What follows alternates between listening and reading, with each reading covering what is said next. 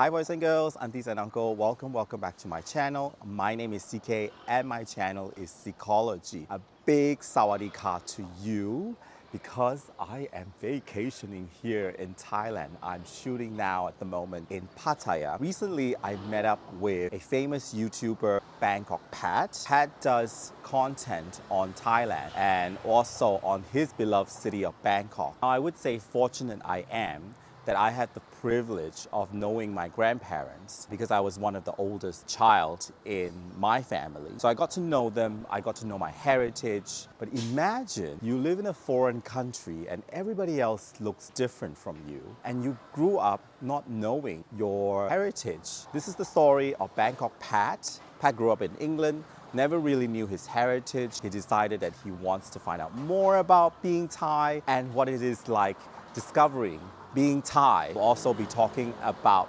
two very hot topics which the Thais are very famous for: Thai food and the matter of intimacy. Well, sex basically. So here's the video interview with Bangkok Pat. Hello Bangkok Pat. How are you? I'm nice good. to meet you Nice at to last. meet you finally. How many times did we chat? Numerous. Yes. Starting from the pandemic. Because I was like, oh gosh, can I just come to Thailand and then do the quarantine? And then, but I didn't. And I did Malaysian content instead, which was also great. Which has worked out well. Which worked out well. Yeah. Thank you for taking this time to talk to me. Your video has also inspired my video. When I started doing the KL video, I saw that you add a lot of history stuff. So I talked a little bit about the history of that district and people liked it. You have a very special background.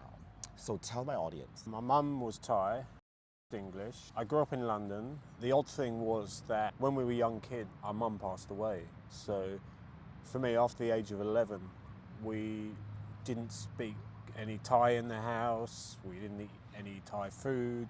My dad didn't remarry another Thai woman. So we grew up as just British kids. Oh. And I never came here as a kid. I didn't first come here till I was 25. When did you discover you are Thai? We knew, obviously, we were half Thai. I hadn't sort of looked at books and researched it to see what Bangkok looked like when I was a kid. It's just sort of one of those things in my mind. I thought, oh, we're going to go there. That was supposed to be the idea, but my mum developed cancer. I sort of grew up in my teenage years. I didn't really think of being half Thai. I just was a teenager doing the usual thing. When I was 18, 19, a lot of my friends who I grew up in London were from different backgrounds. One day I just thought to myself, so I have a different background too. I should seek it out and embrace it. I took a job at a friend's Thai restaurant in London. And I couldn't speak Thai at all. They were family friends, so it was a casual thing. And the restaurant had lots of customers that were going to Thailand or just come back. And this is what made me go, because they would talk to me about Thailand. They assumed that because I was half, I worked in a restaurant, I knew Thailand, but I didn't. So for about a year, I was pretending to the customers that I knew what they were talking about. I knew Bangkok, I knew everywhere in Thailand. So you're faking it? I faked it. Wow. They used to say, oh, have you been to Koh Samui? So yeah, I know what it's like, nice beach. And okay, so you fake it until you make it. And then I made it to Thailand, yeah. Your first trip to Thailand was? 99. First came on a few holidays. I lived here from 2002 to 2009. Okay. I went back to England for 6 years in between, but I still came here on trips, and then I came back again permanently in 2016. You started your YouTube channel around what time? 2020, at the time of the pandemic. Before or during or? Just about after it started. Right. For those of you who don't know, Bangkok Pat does YouTube channel solely on Thai content and Bangkok as well. So I want to touch on a very important part of Bangkok and Thailand, which is the food. Why do you think the world is obsessed with Thai food? When you say the word Thai cuisine, people's eyes just lit up. People do. And words like tom yum, gong, and pad thai, mango sticky rice, immediately. That's true. Whenever you mention Thai food, people will always say, oh yeah, I had this and it was delicious, I remember. And they might have had one dish at some time. I think because It's delicious. I suppose the balance of the different senses and spices and tastes is quite unique. A lot of good Thai places you go, it's also a big thing is the freshness. Is it true that every Thai can cook and they're great cook? I think if they grow up with the smells and watching mum or dad cooking their meal every time. I know so many Thais who might have an idea and say, oh yeah, I'm going to start a little cafe and cook, you know, and they're cooking.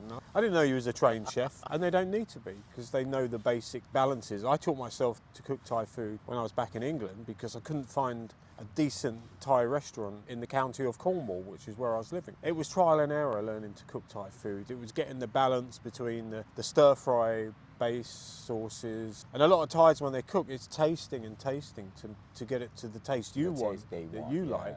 There isn't a book that Thais have written with a recipe on, say, pad kra pao. You know, that is the gospel exact thing you need because different people.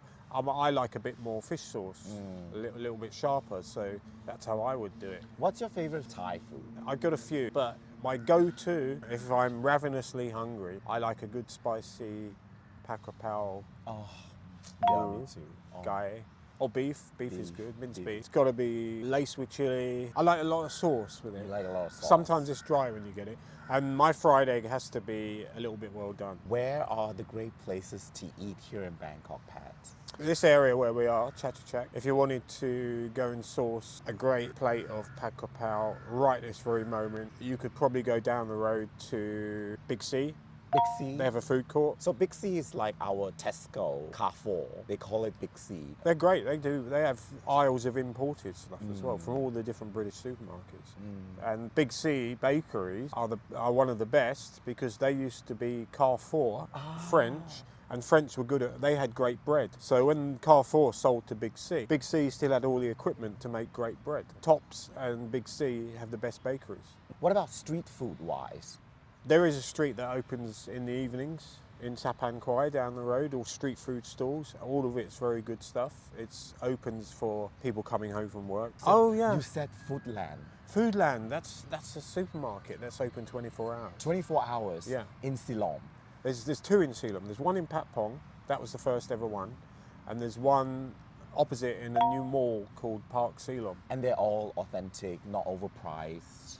Yeah, they are. They are? It's 24 hours they're open. My gosh. It's nicely priced. And the good thing about Foodland, what a lot of people like, is Foodland is a very good quality supermarket with good quality meat, fish. What they serve you in that diner is all their supermarket stuff. So if you order pad kra pao, moo, kai dao, it's going to be top quality pork. It's just these little things that make a difference at Foodland. I love Foodland because it was one of the first supermarkets I started going to regularly. And they're a bit old school. Meaning? If you ever went to supermarkets in the 80s, if you can picture it, it's hard, isn't it? Everything was stacked high, the aisles are narrow, they got price stickers on things, not just barcodes. Right. And the colours, the red and the white. Different country has different etiquette when it comes to, you know, dining. Is there any etiquette that visitors should know of? Everything should be shared. Oh, yes. Yeah. Oh yes, that's very Asian. Yeah, I see people ordering stuff. When tourists come, I mean, they don't know this. They'll order food. The staff will bring the food, and they say, "Oh, that's mine. That's my green curry and rice," and they'll eat that. Rather than the Thai style is, you know, 5 dishes in the middle, the rice in a big bowl. Everyone takes a bit of rice and takes a little bit of each. Being social about eating. Yeah. So when you eat with the Thai, they do share food. Also, I think Malaysia, we share our food, invite friends so that we can order more and share more and eat more and taste more. Are those street food hygiene? And what advice would you give them? There are 2 factors, I think. One is hygiene, one is spice level. Right. I think the hygiene, yeah, it is a factor because you just come for the first time, see the street food. Yes, it is delicious. More often than not, it's going to be good quality stuff. Your stomach isn't going to deal with the bacteria. Yeah. Because you're from a different diet. Yeah. People mistake that as the food being off or undercooked. There are places where hygiene is questionable. I think the obviously bad places won't last anyway. But there are some places I go to. It's on the street. They're cooking on the street. The oil's splashing. It's the pavement. You're going to attract rodents. Often you'll see a lot of cats hanging around street food stalls, which is like the natural thing. Yeah. But it doesn't mean you're going to get sick just because, you know, it's just Western hygiene rules that dictate to a lot of people who come here. You know, there's a cat sitting there and that's not allowed in England. Yeah. I might catch something. There was a couple of places years ago I used to go to regularly. One was on Sukhumvit Road and it was called Tip Tops or Tip. It's gone now. It's where Emsphere is. It was so dirty. And the toilets had cockroaches. Open toilets. But it was gorgeous food. That was the funny thing. Loads of people would go there. I worked in the area nearby at the time. I was a DJ, a resident DJ, so I was there every day.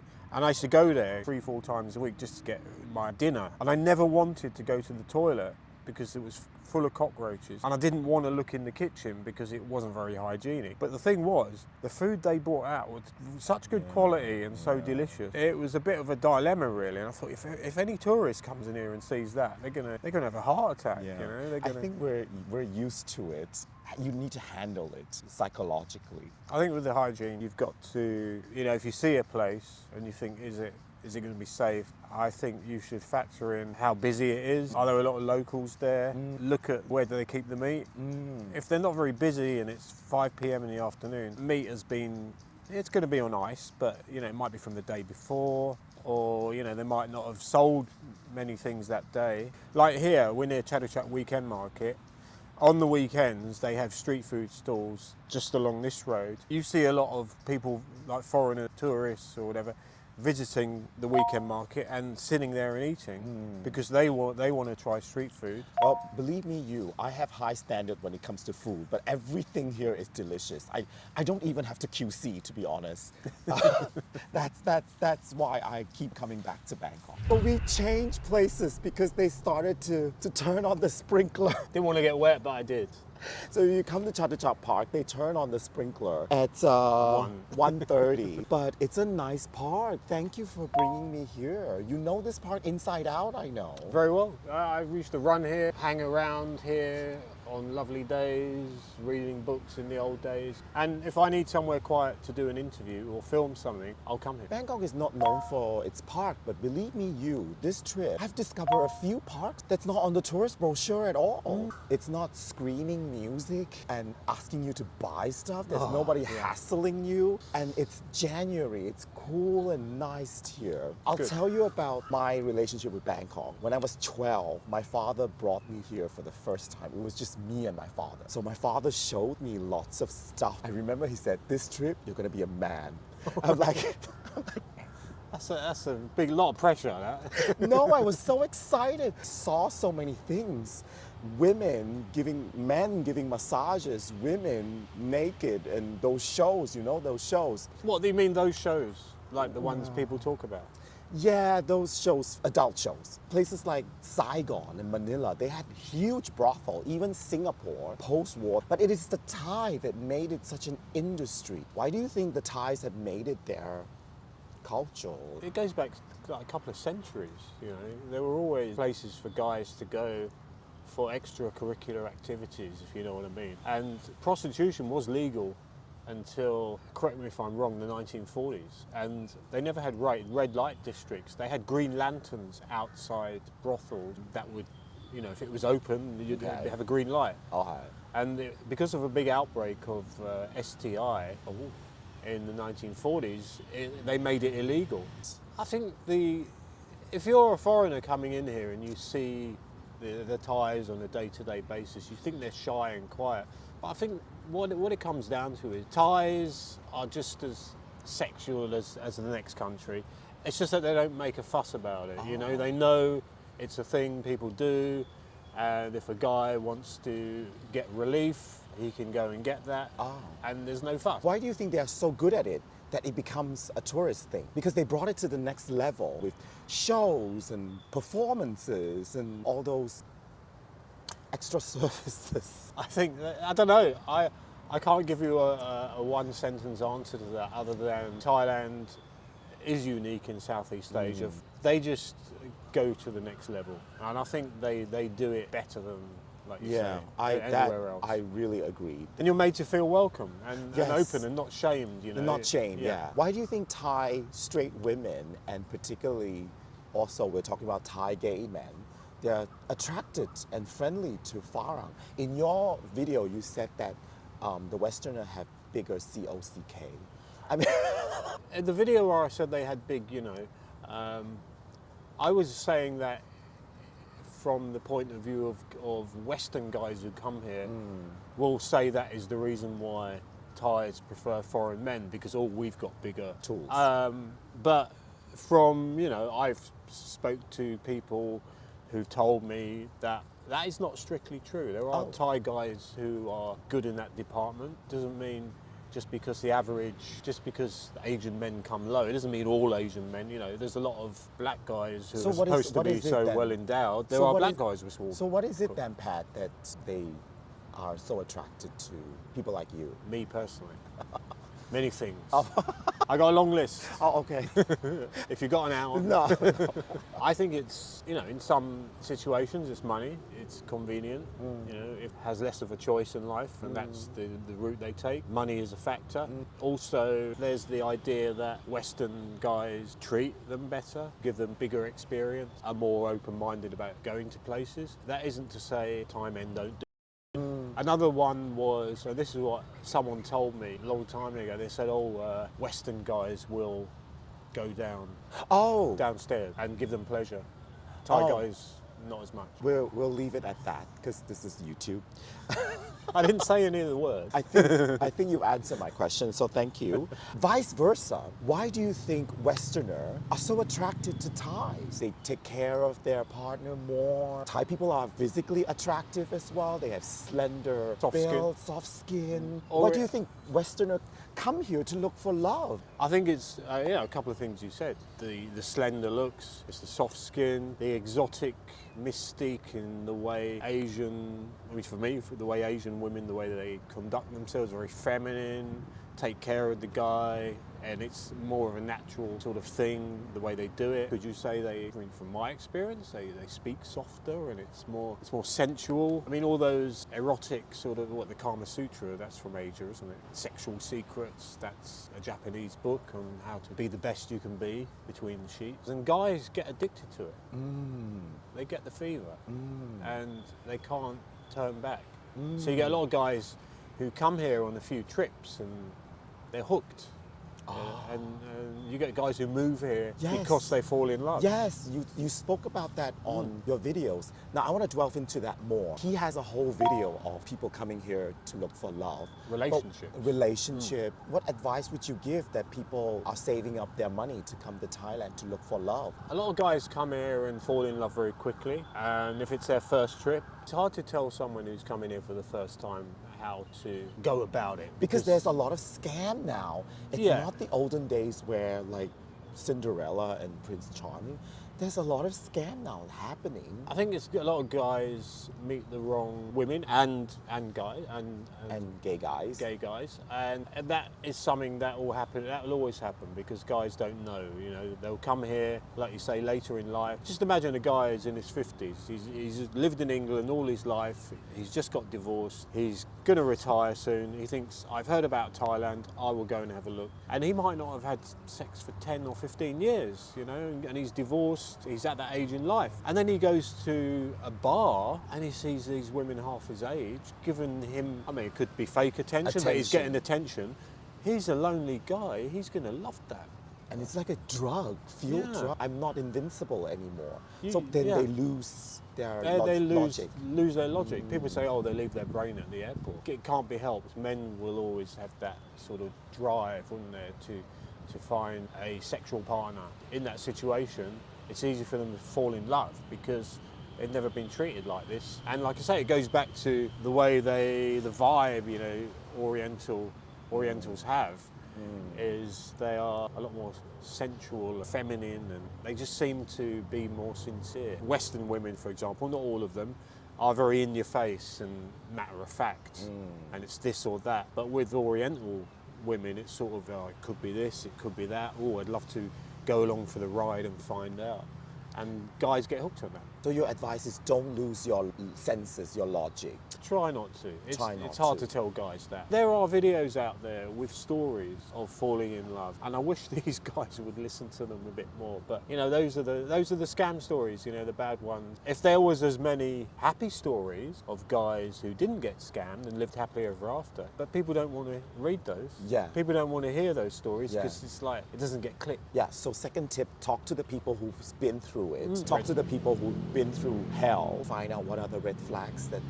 Yeah, red flags. There's a lot of red flags that come disguised, and you won't know it if you're here for the first time. It's easy to say, be streetwise, be aware. Love is blind, and sometimes you'll be convinced that you've found the one. It's experience, and it comes over time. You know, I've seen couples, the guy's 80 by the time they've had kids, and he's not gonna sort of fulfill his dream. But that, that's a totally different matter. Probably cut that last bit out. Well, I've got my bucket list done for Thailand with meeting with Bangkok Pat. If you want to meet Pat, you can attend one of his gathering events in Facebook, Bangkok Pat. You had it like once a month. It's going to be every 5 weeks. Every 5 weeks, and I've been to them. They're fun, and also support Pat with merchandise. Merchandise. See, I supported you, Pat. You can support Pat's merchandise with his merchandise on Facebook. You can find it in Facebook, right? Yeah, Facebook and my channel page. It's all there. And you're doing walking tour, and how to contact you for the walking tour. Same way, my WhatsApp is on the Facebook page. It's on my YouTube picture. And Messenger through your official page. Line, email. And the walking tours are for people who want to get a bit of a bigger picture of Bangkok. Like you said, you don't realise there's a lot of green space. A lot of people don't realise Bangkok is a great place for walking. Do subscribe to Pat if you're coming to Bangkok. And thank you for, again, this interview. Absolute pleasure. Thank you so much. Oh, you're doing a high five? Thank you so much for talking to me about such sensitive issues. I think we censored it well. Or we can do one that's uncensored. Thank you for watching this video, and like and subscribe. Buy me a coffee if you like my video, and you can see more of my videos down here. I'm touring Bangkok this few weeks, and I'm gonna have more videos coming up, but you can watch the videos right here, and don't forget to follow Pat. Bye, sabai sabai.